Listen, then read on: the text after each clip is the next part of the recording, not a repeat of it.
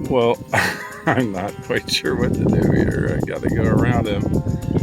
He's like a few feet from the path, and he's right next to the tee box. I think I'm the only one by here. Hopefully he doesn't wake up. Oh shit. Oh shit.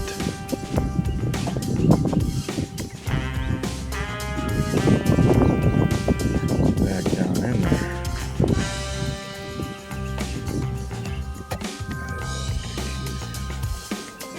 I think he just wants to go away. Oh man.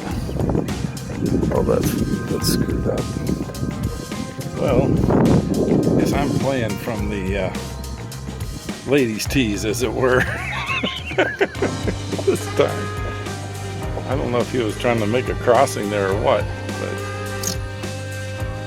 I don't tangle with an 8-foot gator.